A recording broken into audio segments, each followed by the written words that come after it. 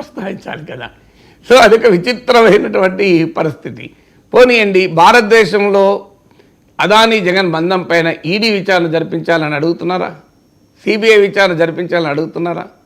అసలు పార్లమెంట్లో అదానీ వ్యవహారం పైన విచారణ జరిపించాలని ప్రతిపక్షాలు మొత్తం 2 రోజులుగా పార్లమెంట్ సమీపిస్తున్నాయి. తెలుగుదేశం ఎంపీలు ఏం చేస్తున్నారు? సపోర్ట్ చేస్తున్నారా? మీకు సింపుల్ క్వశ్చన్ కదా. నాకు తెలిసినంతవరకు అయితే సపోర్ట్ చేస్తున్నట్టు ఎక్కడ రాలేము మేము మీడియాలో. వాళ్ళు కూడా బాయ్కాట్ చేయాలి కదా. ఇప్పుడు అదానీ జగన్ బంధం అనే కాదు, అదానీ ఈ ఎపిసోడ్ పాత హిండెన్బర్గ్ ఎపిసోడ్ కాదు ఇది. అదానీ రాష్ట్రాలలో లంచాలు ఇచ్చి తన పవర్ కొనడానికి అగ్రిమెంట్ చేసుకున్నాడని అమెరికాలో వచ్చిన దానిపైన ఇండియాలో విచారణ జరిపించాలి అని భారతదేశంలో ఉన్న ప్రధాన ప్రతిపక్షాలన్నీ పార్లమెంట్లో గొడవ చేస్తున్నాయి. తెలుగుదేశం పార్టీ, జనసేన ఎంపీలు ఏం చేస్తున్నారు? మీరు వైసీపీ ఎంపీలు ఎలాగో చేయరు, ఎందుకంటే అది అదానీ జగన్తో లింక్ ఉంది కనుక. మరి ఇంత క్లియర్గా జగన్తో లింక్ ఉంది అని చెప్పినాక టీడీపీ, జనసేన ఎంపీలకు కూడా డిమాండ్ చేయాలి కదా ఈ వ్యవహారం పైన విచారణ మాత్రం డిమాండ్ చేయడం లేదు, ఎక్కడా డిమాండ్ చేయడం లేదు. మీకు మేము చంద్రబాబు స్టేట్మెంట్ ఏంటి? అదానీ పేరు చెప్పకుండా చాలా ఆచితూచి చాలా జాగ్రత్తగా మాట్లాడారు. ఎక్కడ అదానీ పేరు చెప్పలేదు, విచారం లేదు. అంటే ఈ ప్రతిదాని అంశంలో మిల్కింగ్ పాలిటిక్స్. ఆ సమయానికి రాజకీయాలు లాభం పొందడం వదిలేయడం. ఇప్పుడు తిరుపతిలో ఏమైంది ఎవరికి తెలియదు చూడండి. మరి ఆ ఇన్వెస్టిగేషన్ టీం ప్రోగ్రెస్ అయితే మనకు ఎప్పటికప్పుడు చెప్పాలి కదా. వారానికి వస్తారో 10 రోజులకు వస్తారో సిట్ వేసినప్పుడు ఆ సిట్ ఇన్వెస్టిగేషన్ ఎక్కడ దాకా వచ్చింది, నడుస్తుందా, ఏం జరుగుతుంది, ఎవరిని విచారిస్తుంది, ఏ వార్తలు లేవు మీకు ఎక్కడ చూడండి.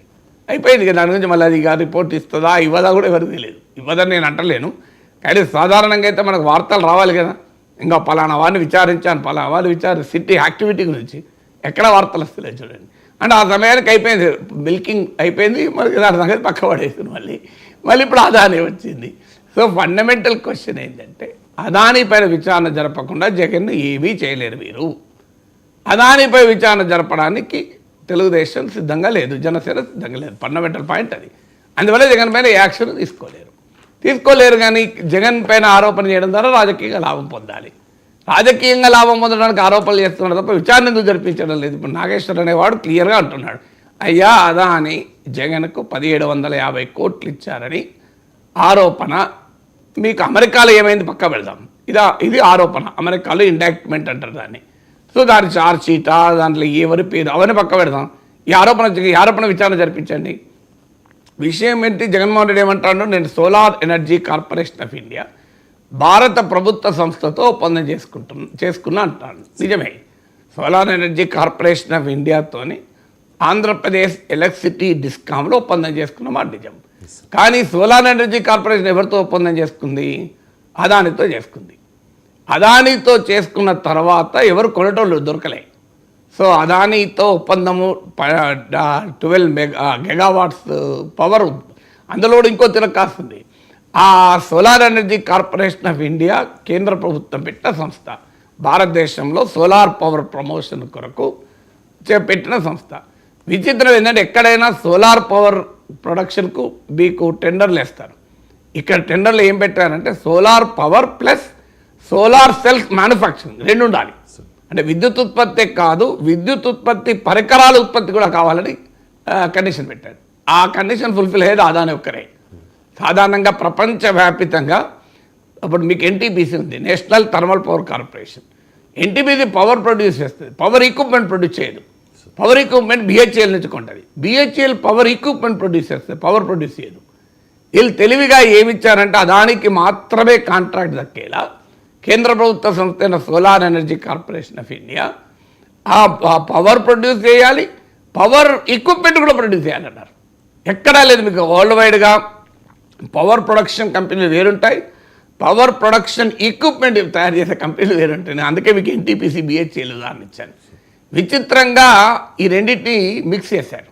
అంటే power production plus power equipment production. దానివల్ల అదానికి అజూర్ పవర్కు కాంట్రాక్ట్ వచ్చింది. కాంట్రాక్ట్ వచ్చిన తర్వాత సోలార్ ఎనర్జీ కార్పొరేషన్ ఆఫ్ ఇండియాకు సప్లై చేస్తామని వీళ్ళు 12 గీగావాట్లు అన్నారు. కానీ solar energy corporation of India ఏం చేసుకుంటుంది? దాని solar energy corporation of India పనేంటి? ఈ లయేజన్ చేయడమే. వాళ్ళేమో ఉత్పత్తి చేసి ఇంట్లో పెట్టుకోలేరు కదా. సో దాన్ని ఏం చేయాలి, రాష్ట్రాలు కొంటేనే ఇది అవుతుంది. కానీ రాష్ట్రాలు ఎవరు కొనడానికి ముందుకు రాలే.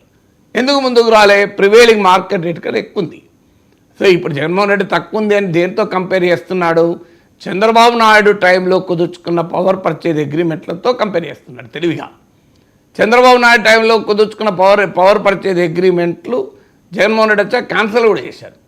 సో ఆ పవర్ పర్చేజ్ అగ్రిమెంట్లో ₹4.90 ₹5 పైగా కొన్నారు, నేను ₹2.49 కొన్నానని. దానికి డెఫినెట్గా తెలుగుదేశం ఆన్సర్ చేయాలి. మరి మీరు అధికారంలో ఉన్నప్పుడు అంత కాస్ట్లీ పవర్ ఎందుకు కొంటామన్నారని. కానీ కంపేర్ చేయాల్సింది ఏంటంటే, జగన్మోహన్ రెడ్డి ₹2.49 కొంటానని ఒప్పందం చేసుకున్నప్పుడు ఆ రోజు ప్రివేలింగ్ మార్కెట్ రేట్ ఎంత?